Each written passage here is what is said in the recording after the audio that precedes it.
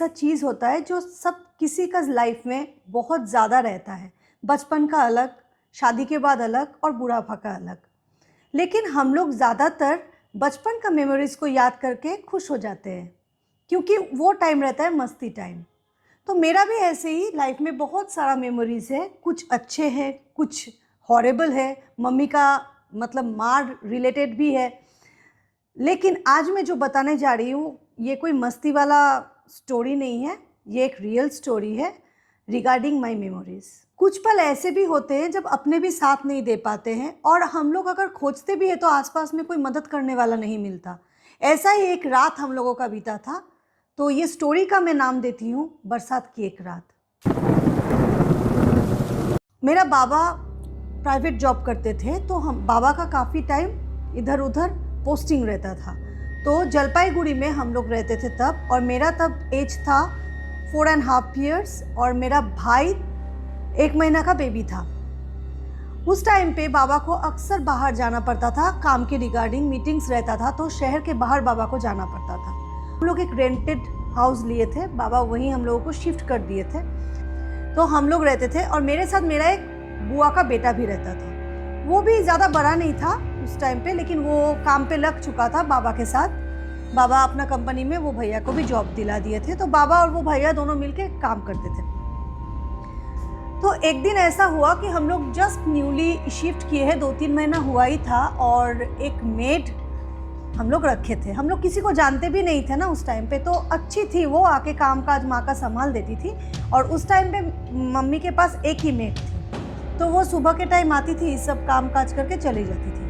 क्योंकि हम लोग एकदम न्यू गए थे वहाँ, तो उतना उस मेड के बारे में जानकारी लेना या वो उसका घर कहाँ है, ये सब हम लोगों को कुछ भी नहीं। और उस टाइम पे जैसे आज के डेट पे हम लोग आधार कार्ड छोड़ के किसी को एंट्री नहीं देते हैं घर पे, मतलब मेड्स वगैरह का सारा डिटेल्स रखते हैं। उस टाइम पे इतना कुछ कन्फ्यूजन नहीं था, अच्छा से कोई भी आ जाती थी तो उसको हम लोग काम पे रख देते थे। तो 3 महीना से वो भी काम कर रही थी, बंगाली थी वो भी। तो मीटिंग का एक डेट फिक्स हुआ, और वो था रेनी सीजन में। और जलपाईगुड़ी साइड में ना बारिश काफ़ी होते रहता है, सिलीगुड़ी, जलपाईगुड़ी, ये सब जगह में बारिश ज़्यादा होता है। तो बाबा को मीटिंग के सिलसिले में बाहर जाना पड़ेगा, ऐसे खबर आया। तो बाबा काफ़ी वरीड हो रहे थे कि हम लोग को कैसे, किसके पास छोड़ के जाएंगे, क्योंकि बाबा और मेरा जो भैया है दोनों को ही मीटिंग में जाना था। तो मम्मी और मैं और भाई तीनों एकदम, भाई भी छोटा है, बहुत छोटा, और मैं भी बहुत छोटी थी। तो बाबा बहुत चिंता कर रहे थे। तो हम लोग जिस हाउस में रहते थे, रेंटेड हाउस में, तो उसमें खाली हम लोग नहीं थे, 3 फैमिली और थे। एक लैंडलॉर्ड का घर था, और हम लोगों की तरह ही पास में एक वकील साहब का घर था, और बीच में बहुत बड़ा एक आंगन था। पहले ज़माने का घर पे बहुत बड़ा एक आंगन रहता है। तो आंगन के इस पार में हम लोगों का घर था, और उस पार में एकदम एंड में लैंडलॉर्ड का घर था। तो हम लोग के पास जो पड़ोसी था, वो लोग अपना नया घर पे 2-3 दिन पहले ही शिफ्ट हो गए थे, तो वो घर बिल्कुल खाली हो चुका था। तो इसीलिए ना और हम लोगों को खालीपन महसूस हो रहा था, क्योंकि 2-3 फैमिली तो था उस टाइम पे, लेकिन जिस दिन बाबा को निकलना था उस दिन खाली लैंडलॉर्ड जो काफ़ी दूर में रहते हैं, और इस पार में हम लोग थे, बाद बाकी और कोई भी नहीं था। तो इस हिसाब से कैसे रहेंगे, तो बाबा क्या किया, जो पहले हम लोगों का पास में रहते थे, हम लोगों का पड़ोसी, उसको वो नज़दीक में घर बनाए थे। तो बाबा ने बोला कि उसका जो बेटा है उसको हम बोल दिए रात में आके वो सो जाएगा। तोतुन था उसका नाम। तो तोतुंदा सो जाएगा रात में, कोई प्रॉब्लम होगा नहीं। अच्छा से हम बता दिए। तो मेरा भैया का भी तोतुंदा दोस्त था, तो भैया भी जाके बार बार बोल दिए कि मेरा मामी अकेला रहेगा, तो प्लीज़ तुम आके सो जाना, क्योंकि दोनों बच्चे हैं बहुत छोटे छोटे, वो लोग कुछ भी नहीं कर सकते, तो मामी अकेला नहीं रह सकती, और माँ का भी एज बहुत कम था। तो ये सब सेट करके बाबा बोला कि तुम बिल्कुल टेंशन मत करना, वो लड़का 9 बजे तक, 8:30-9 बजे तक आ जाएगा, और फिर तुम लोग लॉक वॉक करके आराम से रह लेना। और वो जो घर था वो कंक्रीट छत नहीं था, उस घर का टीना का शेड था। जलपाईगुड़ी, सिलीगुड़ी में ज़्यादातर घर टीना का ही बनता है, क्योंकि काफ़ी बारिश होता है तो वो जो छत है वो ख़राब हो जाता है, तो टीना मैक्सिमम वहाँ यूज़ होता है।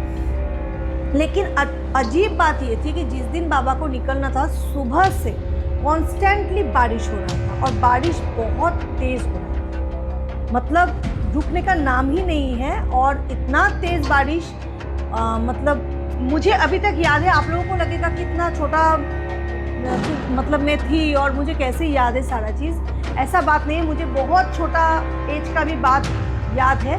और ये स्पेशली ये इंसिडेंट तो मैं भूल ही नहीं सकती, क्योंकि मैं इस इंसिडेंट को बहुत गहराई से फील कर चुकी हूँ मेरी माँ के साथ। माँ ने कैसे मैनेज किया सब कुछ, आप लोग सोच नहीं सकते।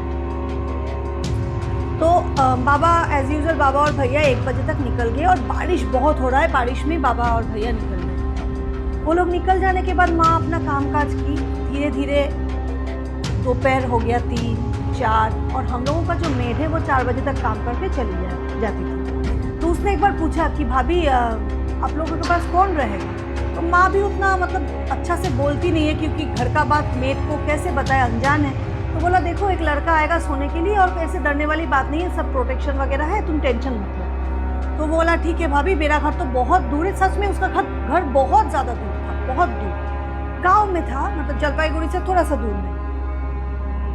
तो बोला कि भाभी मेरा घर तो बहुत दूर है, लेकिन आप लोग टेंशन मत लीजिए, वो तो आ ही जाएगा, कोई परेशानी हो तो आप बोल सकते हैं। तो मम्मी बोला नहीं कोई परेशानी नहीं है, तुम घर जाओ, क्योंकि बारिश बढ़ रहा है, तुमको घर भी पहुंचना है। और वो पैदल जाती थी उस टाइम पे। तो वो निकल गई, माँ लॉक वॉक करके बैठी। और क्योंकि इतना तेज़ बारिश हो रहा था सुबह से, मतलब लोड शेडिंग था, करंट नहीं था। हम लोग एक लैंप, उस टाइम पे इन्वर्टर का कोई ऑप्शन था नहीं, लैंप और कैंडल जला के बैठे हुए हैं। बारिश बढ़ रहा है, मतलब ऐसे बारिश हो रहा था कि चादर की तरह, सामने कुछ नहीं दिख रहा है। हम लोग जो ग्रिल में मतलब अपना जो बैल्कनी है वहाँ खड़े हैं और देख रहे हैं कि लैंडलॉर्ड का घर पे हम लोग भाग के जा सकते हैं कि नहीं, उतना भी हम लोग नहीं जा सकते। इस हिसाब से बारिश हो रहा था कि लैंडलॉर्ड का घर तक जाना नामुमकिन था। और बिल्कुल अंधेरा, वो लोग का घर पे भी एक मोमबत्ती या लैंप जल रहा था, वो दिख रहा था, बट जाने का कोई ऑप्शन नहीं है। अब रात हो रहा है, सुनसान हो रहा है, कोई नहीं, सब कुछ धीरे धीरे सन्नाटा में बदल रहा है। अब मैं तो बहुत छोटी थी, मेरा डॉल्स वगैरह था, मुझे डॉल्स देख के डर लग रहा था। एकदम अंधेरा था रूम में, एक ही जगह मैं, भाई और मम्मी थी। भाई तो एकदम बेबी था, वो तो सो ही रहा है, और मम्मी मुझे एकदम गोदी में पकड़ के बैठा के रखी है। और मेरा जितना डॉल्स था मम्मी उसको हटा दी। मम्मी को भी डर लग रही है, क्योंकि मम्मी भी काफ़ी यंग थी उस टाइम पे। अब मम्मी हमको बोल रही है माम्पी तुम सोना नहीं है। मुझे नींद आ रहा है, लेकिन होता है ना कि एक कोई तो रहे माँ के साथ। तो मम्मी बार बार इंतज़ार करके 8 बजे तक तुम जगे रहो बाबू, तुम सोना नहीं, तुम मेरे साथ बात करो। मैं बात तो कर रही हूँ, लेकिन मुझे भी नींद आ रहा है, मैं बहुत मतलब उतना बड़ा भी नहीं थी।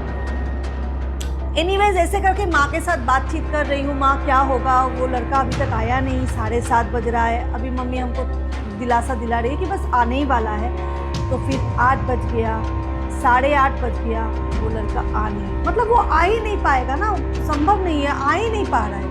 मोबाइल का कोई ऑप्शन नहीं, लैंडफोन मेरा घर पे तब था नहीं। बाबा के साथ भी कांटेक्ट करने का कोई उपाय नहीं, उस लड़का को भी मैं कॉल नहीं कर सकती थी, मतलब मम्मी भी कॉल नहीं कर सकती थी, और कोई भी ऑप्शन नहीं दिख रहा था। मम्मी लिटरली रो रही थी। दोनों मम्मी एक बार सोची कि दोनों बच्चा को लेके, भाई को एकदम गोदी में लेके और मुझे लेके मम्मी भाग के लैंडलॉर्ड के घर पे चली जाएगी। लास्ट ऑप्शन हम लोग वही सोच के रखे थे, और हम सो ना जाए इसीलिए मम्मी मेरा हाथ को ऐसे पकड़ के ग्रिल के सामने खड़ी हुई है कि थोड़ा सा बारिश घटेगा कि मम्मी भागेगी लेके। देखिए हम लोग सोचते हैं ना कि तकलीफ खाली हम लोग झेल रहे हैं, मेरा जैसे बच्चे हैं, तो मुझे लगता है कि जितना सैक्रिफाइस, जितना कष्ट मैं कर रही हूँ, लेकिन मुझे पालने के लिए मेरे मम्मी पापा कितना तकलीफ उठाए होंगे कभी हम सोच भी नहीं सकते। ये सब बात भूलना नहीं चाहिए, ये सब बात सोचना चाहिए कि हर किसी का मम्मी पापा बहुत सारा सैक्रिफाइस करके आज के डेट पे हम लोगों को यहाँ पहुँचा है। ये कभी भूलने वाली बात है ही नहीं। मेरा माँ भी बहुत सहम रही थी, लेकिन उनको संभालने के लिए कोई नहीं था सिवाय मेरे। तो मैं भी कोशिश कर रही थी, मैं जगी हुई थी, क्योंकि मैं फेस कर रही थी माँ के साथ उस डरावनी रात को। एनीवेज वेट कर करके मम्मी हमको बोली माम्पी अब हम लोगों को निकलना पड़ेगा, भाई को अच्छा से पैक कर लेते हैं और फिर हम लोग दौड़ के जाएंगे, उनका ग्रिल खटखटाएंगे, खोलेगा तो ठीक बात है, नहीं तो कैसे भी हम लोग को वहीं शेल्टर लेना है, क्योंकि यहाँ अकेले रहना इम्पॉसिबल है। टीना का जो छत है उसमें जो बारिश की बूंद गिर रही है ना, वो सुन के डर लगता है। ऐसा बारिश मैंने आज तक नहीं सुना ना देखा, आज तक मेरा लाइफ में। मैं कभी कभी शीनी को और स्पर्श को कहानी सुनाती हूँ ना, तब मैं उन लोगों को बोलती हूँ, ये कहानी भी मैं सुना चुकी हूँ कि ऐसा बारिश हो रहा था उस टाइम पे, तो शीनी बोलती मम्मी कैसा बारिश, मतलब मैं आज तक तुम लोगों को वैसा बारिश में दिखा नहीं पाई, आज तक मेरा लाइफ में नहीं हुआ, वो एक ही बार हुआ था। तो जो भी हो, तो फिर हम लोग सब कुछ लेके गेट पे खड़े हैं, बस निकलने ही वाले हैं। उस टाइम पे एक औरत आके गेट के सामने खड़ी हुई, बिल्कुल भीगी हुई, चप चप कर रहा है पूरा साड़ी। मेरा देखिए गूज़बम्प दे रहा है याद करके वो सीन। ऐसे ही छोटी सी एक लेडी कपड़ा पहनी हुई और बिल्कुल गीला। मम्मी खट खट खट खट कर रही है, हम लोग गेट के सामने ही थे। बोली दरवाजा खोलो, मतलब बोल रही भाभी दरवाजा खोलो। उसका आवाज़ सुन के ना हम लोग खुशी से और डर से रो दिए। खुशी से इसलिए कि कोई आया है हम लोगों को सहारा देने के लिए, और डर से इसीलिए कि वो कौन है, क्योंकि जो आई है उस टाइम पे वो एक्सपेक्टेशन से बाहर था, जो उस टाइम पे आई है। गेट खोले, लैंप लेके देखे कि वही मासी जो हम लोगों के घर पे काम करती थी, रेवती मासी, उनका नाम रेवती था। तो रेवती मासी आई है। मम्मी ने गेट खोला और रेवती मासी को अंदर आने दिया। रेवती मासी अंदर आई तो मुझे तो बहुत ही अच्छा लगा। मैं नेगेटिव कुछ सोची नहीं, क्योंकि उतना सोचने का मेरा तब एज भी नहीं था। मैं खुश हो गई देख के उनको। मम्मी को थोड़ा बहुत डर लग रहा था। मम्मी सोच रही थी कि उनका रूप में कोई आ गई हो, क्योंकि बिल्कुल अंधेरा था, लाइट नहीं था, और वो अजीब ही लग रही थी ना, पूरा गीला था उनका शरीर। एनीवेज तब मम्मी ने उनको अंदर आने के लिए बोला कि तुम अंदर आ जाओ। और फिर रेवती मासी बोला तुम यहाँ कैसे आई, तुम्हारा घर तो काफ़ी दूर है। बोला भाभी जब मैं घर की तरफ जा रही थी तब बहुत दूर में, जैसे आधा रास्ता पहुँच गई थी, तब मेरा हस्बैंड रिक्शा करके आ रहे थे मुझे लेने के लिए कि इतना बारिश में तुम कैसे आओगे। उनका जो हस्बैंड है वो रिक्शा वाले थे, रिक्शा चलाते थे। तब मुझे लगा कि जब वो आ रहे थे तब मैंने उनको बोला कि भाभी दोनों बच्चे को लेके एकदम अकेले हैं, मुझे ठीक नहीं लग रहा है, मुझे शायद जाना चाहिए उनके पास। तब मेरा हस्बैंड बोला कि इतना बारिश में तो रिक्शा में जाने में भी काफ़ी टाइम लग जाएगा। तो आधा रास्ता से मुझे इतना दूर घर के सामने छोड़ के गया। तो मम्मी बोला कि फिर हस्बैंड को जाने क्यों दे, बोला नहीं वो रुकेंगे नहीं, घर पे कोई नहीं है, वो घर चले गए। तो आप लोग सोच सकते हैं कि इतना दूर से खाली 3 महीना का परिचय है, उससे ज़्यादा नहीं, वो आई और आके हम लोगों को सहारा बनी। ये बहुत बड़ी बात है। तो फिर रेवती मासी से बातचीत हुआ, वो कैसे आई, रास्ता का क्या हाल है, बोल रहा बहुत ख़राब हाल है, पेड़ पौधा टूटा हुआ है, पानी भरा हुआ है, और उनका साड़ी बिल्कुल गीला हो चुका था। तो मम्मी फटाफट से एक साड़ी निकाल के दी, बोला तुम चेंज कर लो। और मम्मी को थोड़ा सा डाउट हो रहा था, मतलब डर लग रहा था कि ये कोई भूत तो नहीं आ गई, क्योंकि इंसान इतना मदद कर ही नहीं सकता है। वो चेंज कर लिया, और मम्मी को डाउट हो रहा था कि ये इंसान तो इतना अच्छा काम कर नहीं सकता, ये कोई और क्या आ गया मेरा घर पे। तो इसलिए मम्मी ने बोला कि रेवती एक काम करो, तुम जाके थोड़ा सा खाना वाना गर्म करो। मम्मी को लग रहा था कि आगिन से तो भूत डरता है ना, मम्मी को भूत ही लग रहा था, तो वो खाना गर्म करेगी तो शायद आगिन से वो डर जाएगी। लेकिन नहीं, धीरे धीरे वो सब कुछ खाना गर्म किया। मैं भी मतलब सोने ही वाली थी, तो मुझे भी उठा के वो खिलाई, और मम्मी और वो दोनों मिलके खाना खाई।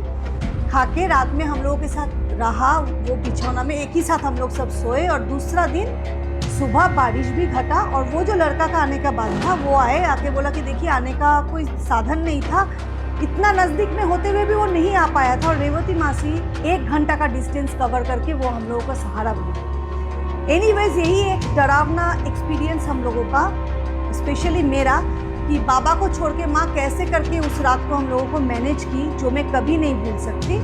तो यही मैं बताना चाह रही हूँ कि कभी कभी अपने भी चाहकर भी मदद नहीं कर सकते, लेकिन गैर जो पराए होते, जिनको मैं जानती नहीं, वो फरिश्ता की तरह आके हम लोगों का मदद करता है। अगर ये रियल स्टोरी मेरा लाइफ का आप लोगों को अच्छा लगे तो please do subscribe my channel, like कीजिएगा, शेयर कीजिएगा, कमेंट ज़रूर कीजिएगा। Thank you.